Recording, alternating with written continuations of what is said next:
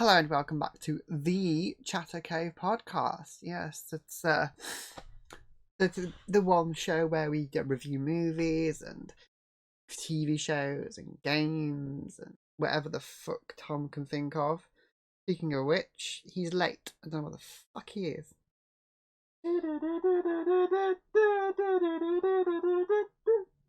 Yeah, Mum. See you later. Yeah, bye. Sorry, mate. Sorry. I forgot me knife, didn't I? So, what we are reviewing today? I mean, I can't think. Oh, I know. I remember now. Rob Zombie's Halloween, right? That was the one. This shit! That was the one, right?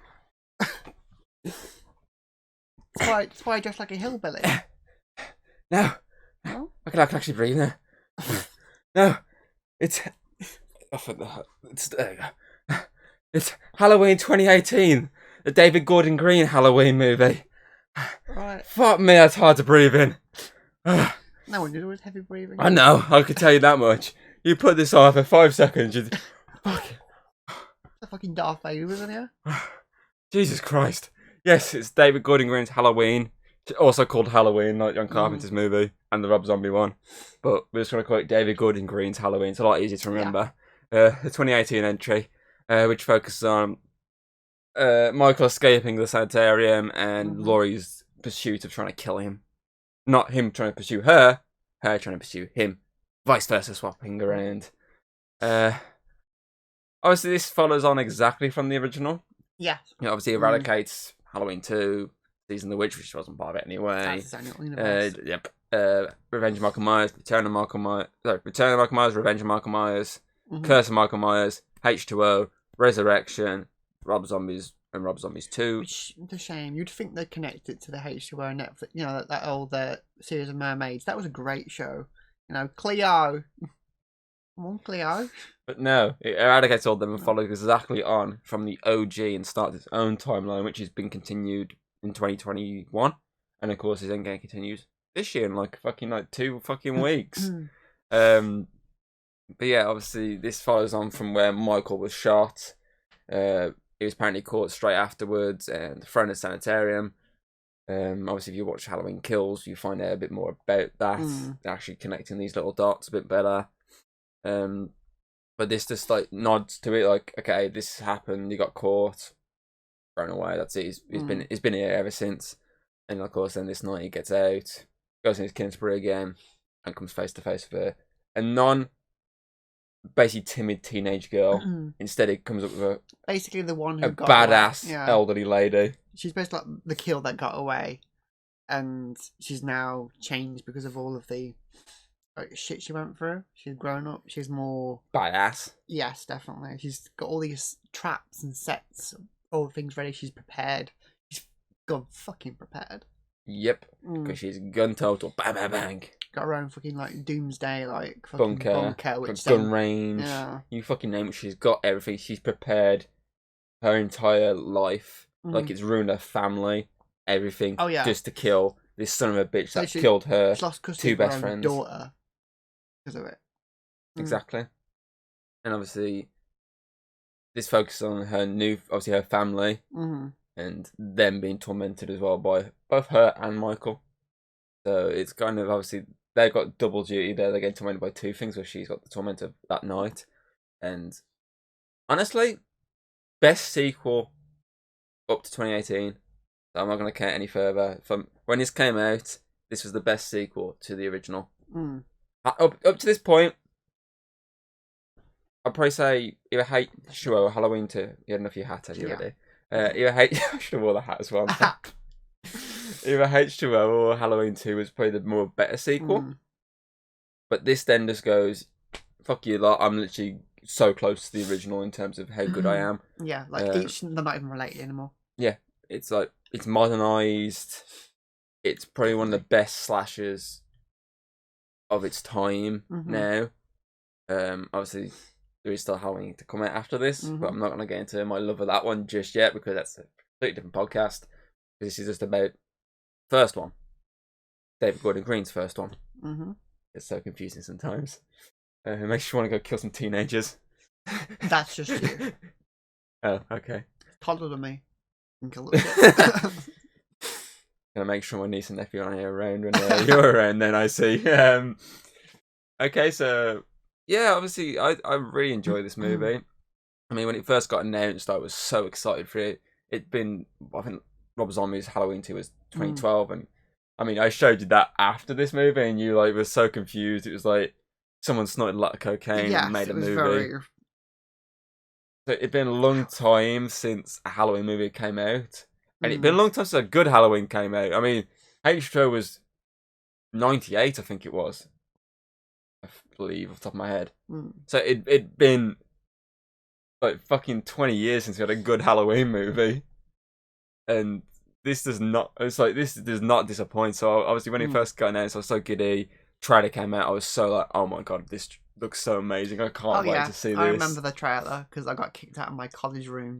Everyone got kicked out of the college room so our tutor could watch the trailer. Obviously, the trailer does not disappoint. The trailer's an incredible trailer that makes you go, yes, I need to watch this movie. Obviously, as soon as the tickets went on sale, I brought them. I think I went to like an 11 o'clock in the morning showing. I managed to watch the first one before this. I literally did a back-to-back viewing. I watched the first one, went straight out, watched the new one, and I left the room going, just applauding. I mean, I didn't stay to the end, so I missed the heavy breathing at the end. Obviously, that's signalising of Michael still alive, which obviously now we know the fact there's kills and ends. We'll watch the second one. Third one. 12th one. It's confusing, I know. Just say second. Technically, this is the second one. David Gordon Green's second one. Is that much better to try and remember like that? Yeah, or just its name. I can't remember its name though. I'll let you do it. What kills? It just kills. I think I'll say it. Yeah. I can't remember if that's the new one. End. Okay. You're confusing me now. I think it's the mask. It's too tight. It is very very tight. It is very tight on the back of my head. I mean, my ears are getting crushed badly right now. They definitely have to fucking like make these masks to match his fucking head. I wouldn't be fucking walking around with this all day like this. Fuck me, it's tight. Even when it's on, it's like. But yes, it's just the one excuse to actually wear the mask for this movie.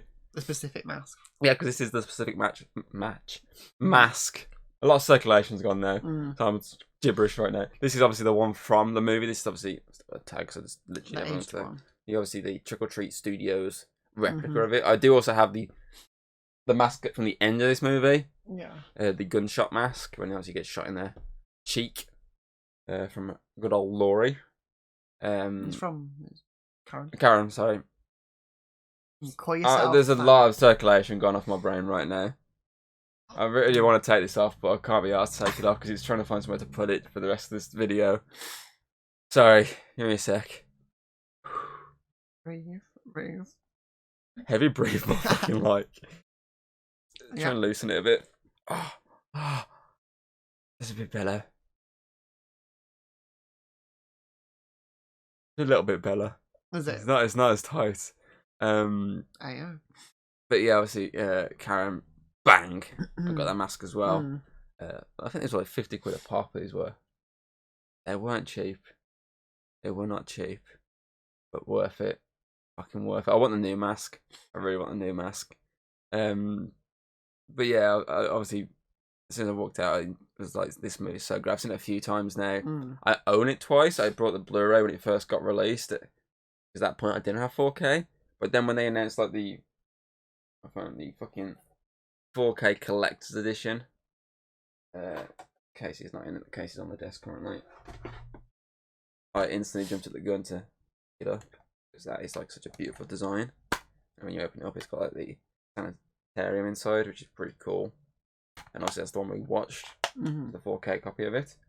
But yeah, just big fan of this movie, of this franchise. I mean, even its weakest points, I still find some enjoyments in them. Obviously, Halloween 2, obviously the Rob Zombie one, Mhm. though it's fucking clusterfuck and it's really bad. I enjoyed the Mountain Man type of Myers. Yes. Obviously, Halloween 5. That's a clusterfuck as well, probably even worse than Rob Zombie's Halloween 2, personally. I enjoyed the Jamie Lloyd part of it. But yeah, this one is just the best one. I mean, I reach around, try and not knock everything over. I mean, I have the action figure. Careful with her. Because her knife isn't properly under, I think. Yes, it is. Obviously, I have both of them. I have Michael and Laurie. They've literally been stood in a position on my desk. Like confrontation, kind of like. That was my idea. Both gonna attack each other at the same time. That's my idea. Obviously, they both come with like their own little arsenal of weaponry. Obviously, she's got her guns and a different head. I can change her head to have her glasses on. And obviously, Michael has, I think he has the gunshot wound mask as well, and has a couple of other weapons. Plus, he came with the fucking Judith gravestone, which is obviously in this movie, of course. And you can actually get a life-size replica, which I kind of want. That's just me. But yeah, it's like there's a lot of things in this. Obviously, there's a lot of references to the old ones, the Easter eggs for fans who've seen them to go, yes, I remember that. Oh, that's good, cool little reference. That is like people's names and stuff, things like that. And there's just like a lot of really cool callbacks to the first one, but swapped. Yeah. Obviously, the first one we had Michael going over the fucking, what do you call them? What do you call it? Like at the top of the house. He goes over the banister, but he goes over like he's on like a fucking a bit of sticks at the top of the house. In America, I think it's called a bay window or some shit. I think. But us, I generally can't think of it. Well, either way, Terry? No, sorry. No, I don't know. Well, either way, in the first one, obviously Michael went over it after getting shot, lands outside. Loomis goes to check, he's gone. This one, Laurie gets stabbed, thrown outside. Michael sees her, gets distracted, looks back, she's gone. The door frame in the first one, obviously Michael stood in the door frame in the dark. His face pops up before he goes to try and kill her. In this one, it's Michael stood in the door frame and Laurie pops in the dark. Yeah. And goes to kill him with a knife. And even, obviously, his knife only hits her arm, doesn't it? Yeah. Hers only hits his arm as well. And she has to fucking fight away through it with a frying pan. The trusty old frying pan. Do you ever want anything in a situation where it's near death? Make sure it's a frying pan. Works in Left 4 Dead. Exactly.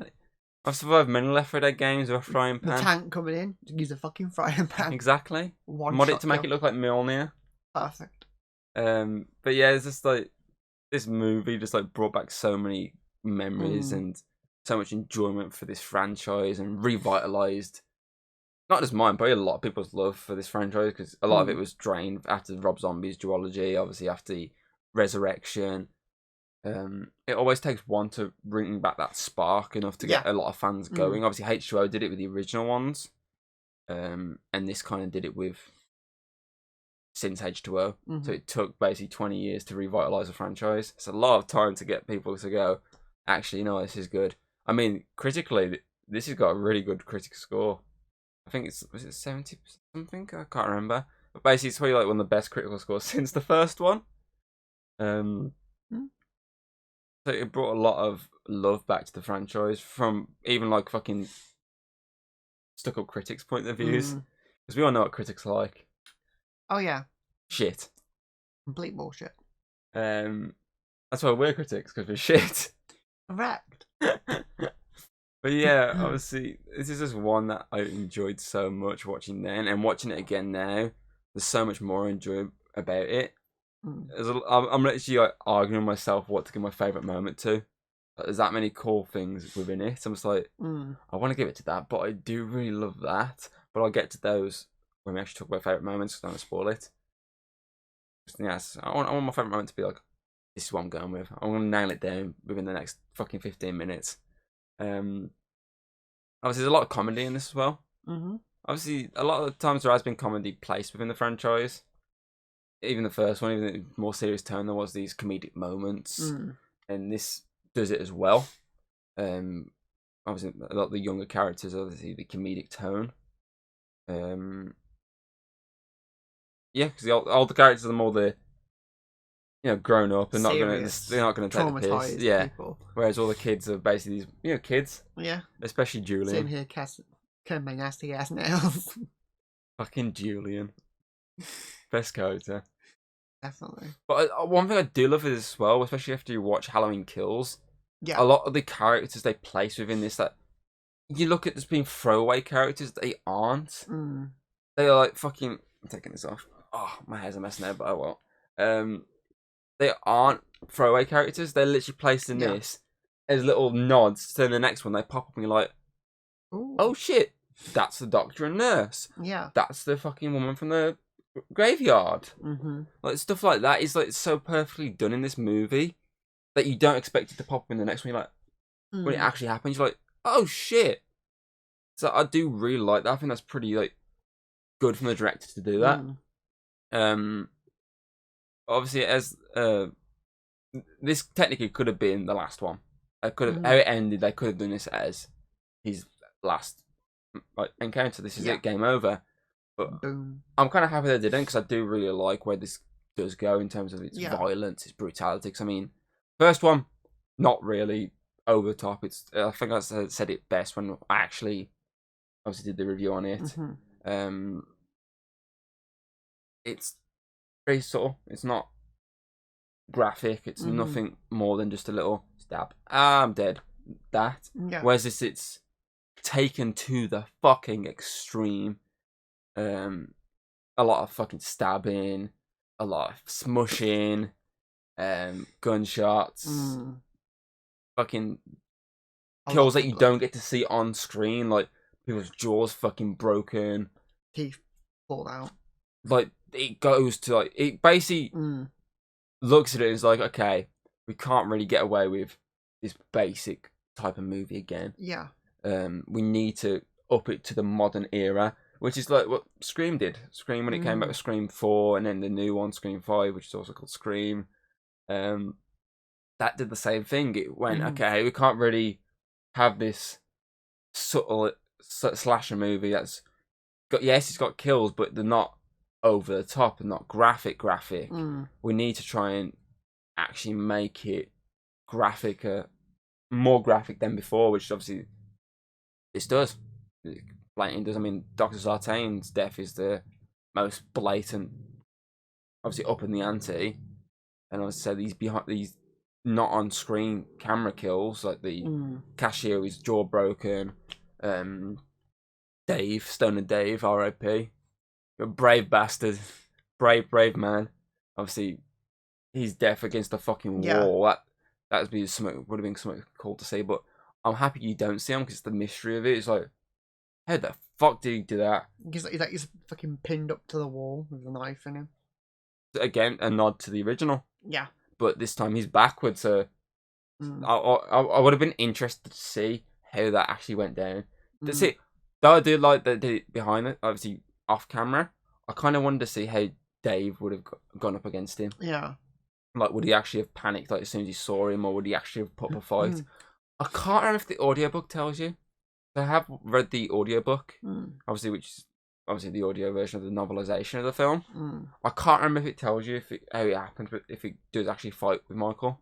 I can't remember, it was like a year or two ago I listened to it. There's a lot in that isn't in this, which is interesting. But yeah, obviously, the cool thing with this as well, they do what H2O does. They have someone do the voice for Loomis. Yeah. Because obviously Donald Pleasant, obviously R.I.P., died obviously before the release of Halloween 6. So obviously they can't really use him, so they utilise someone else to voice him, and he does a pretty decent job. Obviously because he's narrating, obviously the audio files, the podcasters. Again, that's how modernised it is. You got the whole beginning of this film is about podcasters. Yeah, weird podcasters that got this weird sick obsession with describing all the gruesome murders they see and getting off on it. What are you looking at me for? We've got a chub on.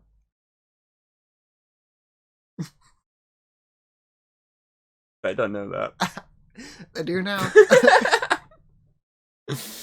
Oh, but yeah, this is a prime example of how to revitalize a slasher franchise or a dead franchise, basically. Yeah, definitely. Because realistically, it died after H2O. Yes, Rob Zombie's Halloween I gave a decent score. I think I gave like 6 out of 10. But realistically, it was still kind of dead in the water after H2O. And it also starts the whole formula of past like survivors, killers coming back and trying to defeat the same evil again. Obviously, Scream, they did it. Well, Scream beat this too. Scream did it in. Scream have always brought back the original survivors. They've brought them back up until the new one, because I know Neve Campbell obviously played Sydney. She's not doing the new one. She basically refused because of money. They basically weren't paying her right, so she basically told to fuck off.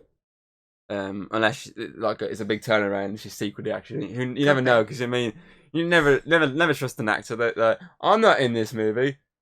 Next minute, Andrew Garfield, Tobey Maguire pop up as Spider-Man. Andrew. So you never fucking trust an actor or an actress, because they basically you Just have told to stuff. No, it brings more people to the movie to watch it. Like, yeah, I wonder if they actually got to show up. I want to need to watch this movie to see if they show up. But obviously, the Screen's been doing it for a long time, so you can't really count that. Texas Chainsaw is probably the big example. That's the one, yeah. Because you saw the trailer for the latest entry, the badly reviewed from critics and audience entry, where they basically just rip off the plot of this in terms of, oh, the original survivor, she's now a gun-toting maniac. Time to go kill the bad guy who tried to kill me. She wants to hunt him, and she wants to hunt the guy. Like, I'm gonna take you down. And she's also got pure white hair. Just like the one in this. Only difference is she's a fucking like a Texas Ranger in that. Whereas she's just like a normal lunatic. Yeah, I think Laurie's more like a hermit kind of way. Yeah, Laurie's basically it's like a survivalist. Yeah, that's the best way to describe it. She's a survivalist. She's basically locked herself away. Got these fucking chain fences that are basically controlled obviously by a click of a button. Her door's got about 50,000 fucking locks on. She's got a bunker. Food as well. Loads stocks of food, like stocks of food, stocks of weapons, stocks of supplies. Obviously, her entire house is built like a fortress. I mean, inside each room's got a lock on it, so she can pull some shutters down on them. Which I mean, it's a pretty cool scene in the movie when she's trying to hunt Michael in the house. When she's going room to room, seeing if he's there. If he's not in there, she locks the room up. That is really fucking cool. And obviously, she's got the gun range to fucking train herself up on these weapons. Yeah. So she can actually defend herself this time against this killer. But yeah, she's like, fuck off.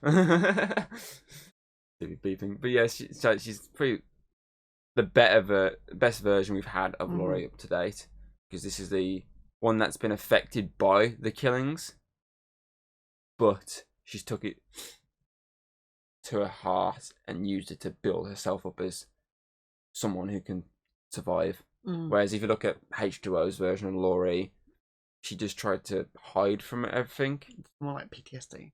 She basically just had PTSD. She wasn't someone who was going to hunt for him. She was hiding. She's having these nightmares of him attacking her and her son. Whereas she's had the nightmares, and she's used those to fuel her anger, to fuel her training to become basically a serial killer hunter. Talking of serial killers, I mean, we can't really talk about Halloween without talking about this motherfucker. The more older Michael Myers, because obviously he's 40 years later. He was 21, so he's now fucking like 61. Or at least around that age. So this isn't like a young man anymore. This is an old man.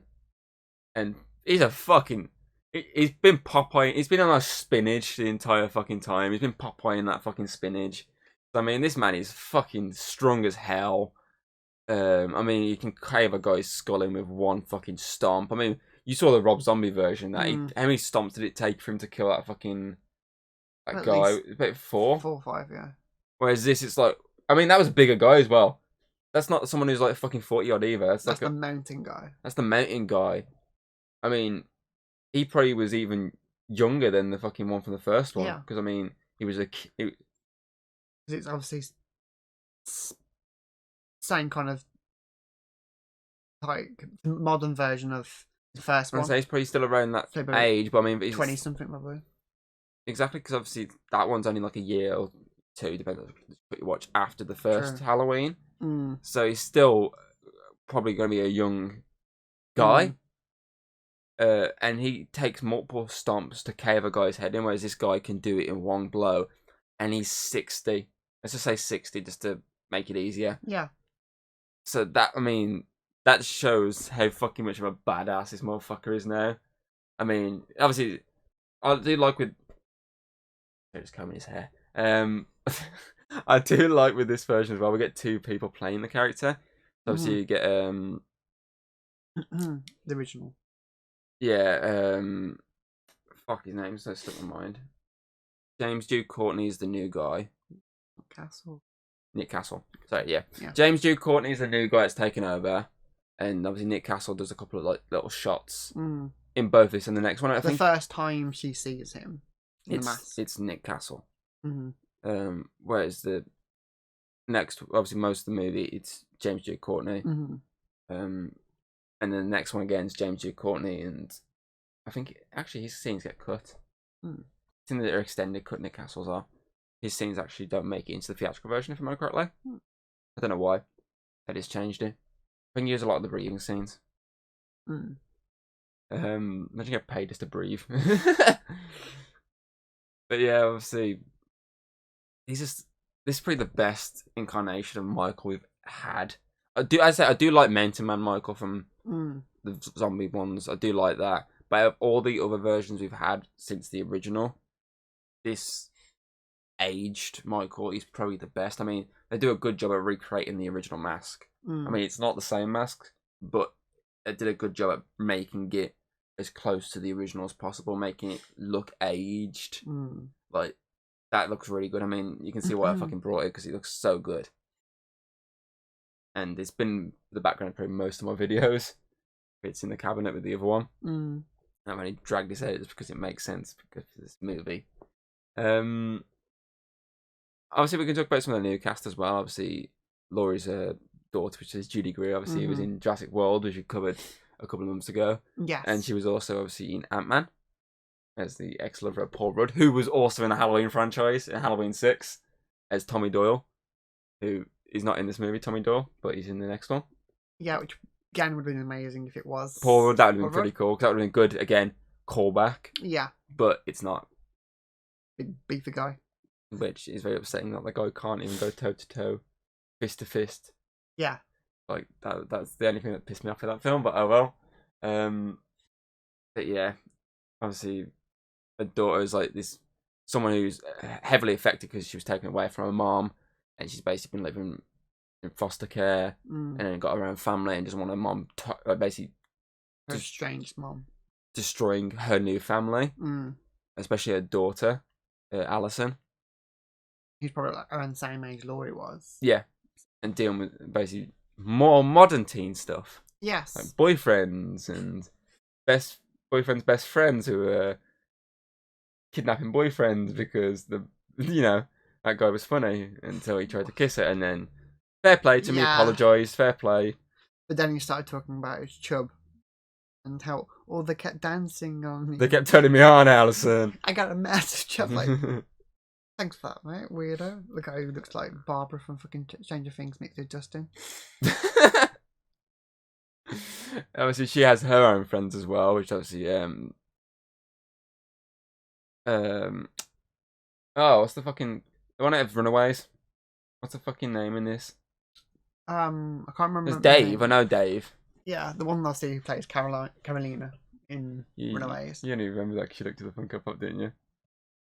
You had to gut me last time I did that. You looked at me funny. But yeah, obviously Dave and I generally can't remember now off the top of my head. A name just yeah. No, this is a name that slips your mind. One from Runaways. It'll be one of those things where I'll sit back later on and go, that was a name, and go, why didn't I think of that fucking 4 hours ago? Or as soon as we end the recording. That's more than likely going to be it. I'm just trying to remember every scene she's Yeah. in when someone yells her name. Babysitter. Really. They don't really say her name much, I don't think. I think they might. I say it a few times, but like. I just remember Dave and Tate. Mm. Tate being the horse, which Yes. is a reference to H2O. Nah, it's gone. It's gone. It's gone. It's gone. It's gone. But yeah, obviously she's got a friend who are quite funny. Mm. So it's definitely a more modernised younger cast that Definitely are probably the best younger cast we've had Mm. since the OG. So yeah. Trying to think. Well, that's one thing I did like with Karen as well. Obviously, yeah, she is very timid, but Mm-hmm. she still knows how to do stuff. Oh yeah, she seems like she doesn't want to do it. I mean, that whole scene But, at the end when yeah. she's in the bunker with a gun which has her name engraved on it, and she's like crying. She's like, I can't do it. I can't do Mum, it. I need your help. And then Michael's just like, oh, it's an easy I'm gonna fucking fucking kill. her. Pops into the frame, and she's like, that snapping of, got ya, Got ya. bang. Mm. That is just like so well done. Like how scared she is to so calm and collected. Like, yeah, Got you're dead, you motherfucker. Mm. Obviously as well with this, you have the coppers. Obviously Yes. since the original one, obviously we had the one of the main characters. Her dad was the officer. Obviously Hawkins. Annie. Hawkins is the new cop. Yeah. Obviously you had Annie in that one. Yeah. Mm. Bracken, wasn't it? I think so. Yeah, Annie Bracken. Mm. Obviously, you had him in the first one, whereas this one it's Hawkins, Yeah. who's obviously someone who used to be very close with Laurie, Mm-hmm. and he's the one that brought down Michael. Which obviously, if you watch Kills, you'll get a bit more info on that. And I do actually like Hawkins. Obviously, the actor I've seen in quite a few things. He was one of the main characters in Falling Skies. Mm. I believe, if I'm correctly, he was in Armageddon with Bruce Willis and Ben Affleck. He was one of the astronauts. Mm. And he's pretty good in this. He's a pretty decent cop. And obviously he's the one who's like given a lot of nods to the newer cops of like, oh, this is bad. He's the one who knows that we need to stop Michael. I was there that night. We need to stop him. Until gets too close to Dr. Sartain and Pen knife. knife. That's actually a letter opener, but oh well. But yeah, obviously he gets the stabbing, and then he gets run over. But spoiler alert: if you've seen Kills, it's not the end of Hawkins. Yeah, he survives, which is good because I do like Hawkins. It does, yeah, especially in Kills, it adds more depth to him and Laurie's backstory, like what's been going on since the original. It adds more depth to it. The fact that he can explain what happened 40 years ago, and he can explain to the audience that I missed my opportunity with you. Because, he could have killed. No, in love. He could have got with her. But, he thought she was, if I remember correctly, he thinks she's with, the guy that gets killed in Halloween 2. Ben Tramer, that's it. The one who gets run over in Halloween 2. I already Ben Tramer in that movie. I love how he's a reference in every movie, near enough. And then this one, and then in Halloween 2, he just gets murdered. But I mean, obviously that's a cool thing. Again, that's a throwback in that one. But yeah, I do like how they kept him alive. Obviously, then you have Dr. Sartain, the evil guy who frees Michael. Yes. Who, obviously, a lot of people hate that. Some people do hate the twist, especially when he's wearing the mask. He pumps up with the mask on.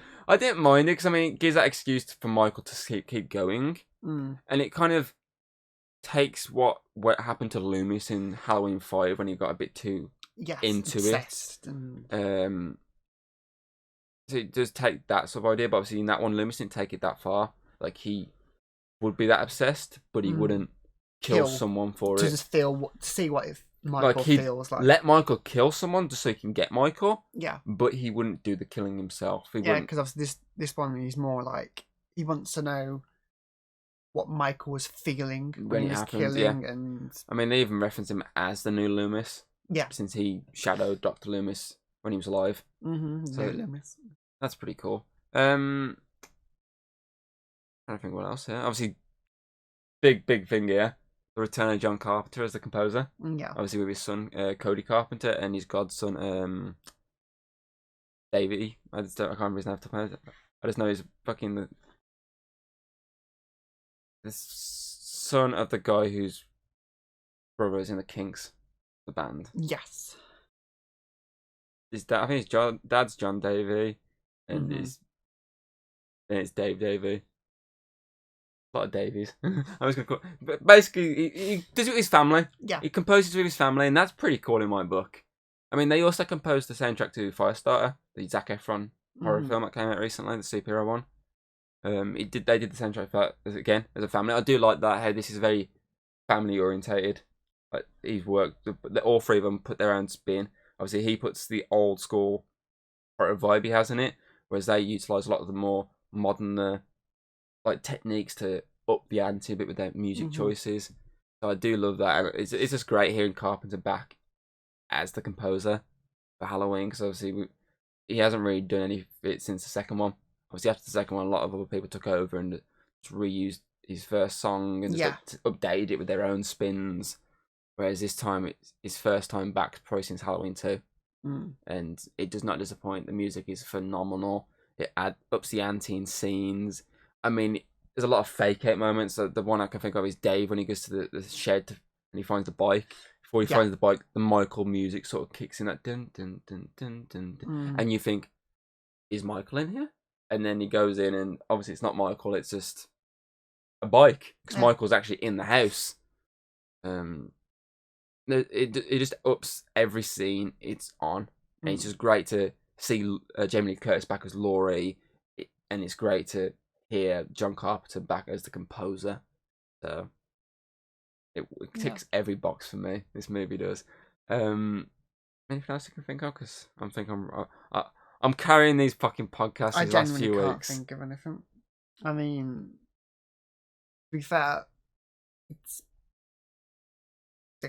like you say, it's a modern take on it, and it's got some very unique shots, like the whole one take shot. Oh yes, Yeah. don't get me started on the one take shot. I love one take shots. I love Daredevil Series 3 when it did a one take shot in the prison when he's fucking fighting his way through. And obviously this one does it as well, and I love it in this. But yeah. Yeah. Not gonna think of really. I thought you were finally going to speak up and do like a massive monologue, and No, then it I just can't think. Genuinely cannot think. goes out the window. Because you've already said everything. So. Okay. Travel. I thought I have to carry these podcasts. Okay, let's get some ratings then. Ratings. If you can't think of anything, and I've done carrying you Yeah. this entire podcast. Again, as I say, it's a great movie. Don't think it's as good as the first one. I think the first one's still that masterpiece, but it does add more to the first one than any of the other sequels did. Even though the other sequels added like other kids and whatnot, they don't add as much depth to characters as this one does. And this one just feels good. I mean, they kill a kid in this. They strangle that kid. That's like that shows that this movie's not messing around when it kills a kid. Brutal, yes. But yeah, it just ticks most boxes for me, and it does fall. I think it does fall short of the original. I think it's just the fact that, like Jaws, no matter if you did a new one now, modernising it, it actually was not a piece of shit like some of the later ones. It still wouldn't be near as classic as that first one, because that one's stood the test of time. So I feel like the fact that the first one stood the test of more than 40 years now. Yeah. That just shows that it's still a masterpiece. So, on that note, I'm going to give this movie 9.5 out of 10, which of course is a golden egg. I say it's good. I think it's not too far off that one, but there is still one next one that might come close, and hopefully Ends fucking is the closest to the original. But yeah, 9.5 out of 10 is what I shall give this movie. I think I will give it the same as I did the original. 8. Yeah. My job's so much fucking more difficult with fucking Rems in this fucking old diner. I mean, I think it's basically on par. Right? Same, but reversed. You know, I'm going to give it the same.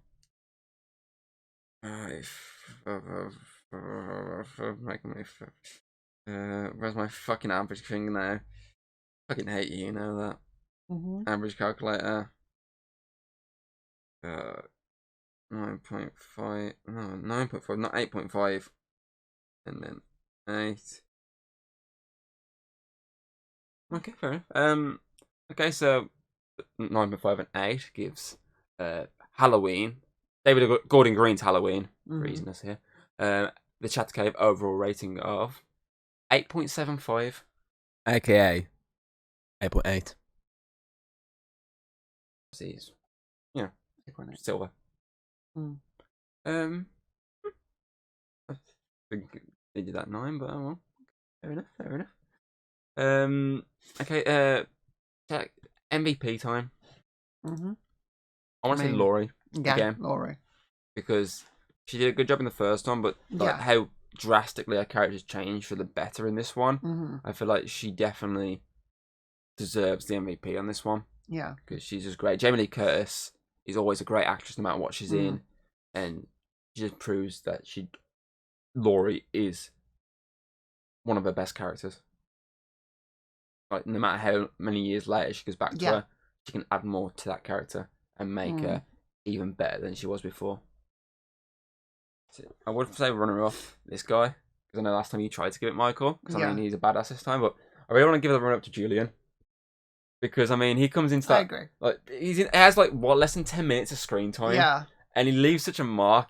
Obviously he's the funniest fucking character. Obviously when he's clipping his toenails and fucking like having a go at his obviously babysitter again. So I'll be in bed now, not seeing any here. Clipping my nasty ass toenails. Like that is like hilarious. I want to find the actor's name for him.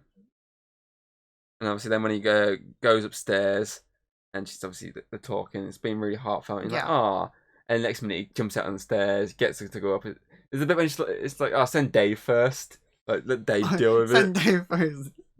He's expendable. Vicky, that's her name. Julian is played by Jibril Nantambu. Why is it always fucking hard to pronounce names? But yeah, obviously, Vicky, that's it. I knew we'd get there eventually, the name. I don't think I would have got Vicky off the top of my head. It's not like I was going for the alphabet, but didn't get as far as B. I didn't get as far as B. But yeah, obviously, he just comes into it, has those moments, and obviously then when he's having that moment with her again, and she's like, basically you're your best basic kid, and it's like your best babysitter. And it's like, I can close the closet door. And obviously that's when Michael comes out, and it's like this line of "Oh shit!" as you yeet his way, and he fucking runs as fast. I love it. I do like how he stops though. He just stop and look back at her and shout her. Yeah. And then she tells him to run anyway, and he runs down to get Dave, and he's like, "Don't go up there, Dave! You're gonna get killed!" So I do like the fact as well. The next one they do bring him back for that little cameo. Yeah. That's good. But yeah, I feel like Julian definitely is the runner-up. It was very close. Obviously, I felt like Michael definitely deserved a nod for almost getting it this time. But I feel like Julian, just because he was just like so good in this film. I hope we get more Julian Halloween Ends. That was so good. Okay, so favorite moment. There's a lot in this for me. Obviously the death of Sartain, the fucking head stomp. That's so graphic. The shot of obviously Oscar. I didn't even have to look then. I managed to beat myself to think his name. Oscar, when he's dead, when he's obviously the porch lights going on and off, on and off, on and off, and then he gets killed. Obviously when he's got Spike in his neck and she comes up to him, finds him, and that music starts kicking in. And then like, Michael steps into the frame and it's like the fucking violin string on the fucking guitar. That was just like such a good scene. Obviously Laurie's fight with Michael is really fucking good. But obviously the bathroom scene as well. Bathroom scene was really good and really tense. It's very rare you get to see someone stand up to Michael, and you usually once a movie, but never in like a badass moment. So usually someone's like trying to like just push him away or something. Like H2O obviously had Josh Hartnett basically trying to defend obviously Michelle Williams' character. Obviously he punches him in the face twice and then gets stabbed. I think the closest we got to someone actually like going toe to toe with Michael was probably the boyfriend in Halloween 4. He tries to shoot. He goes to try and shoot him with a rifle, or a shotgun. I can't remember off the top of my head. But he basically can't. He's trying to sort. He's fucking jammed. The classic. Oh no, I can't shoot. And then he tries to fight him off, and in the end gets fucking fully bumped to the fucking neck and everything.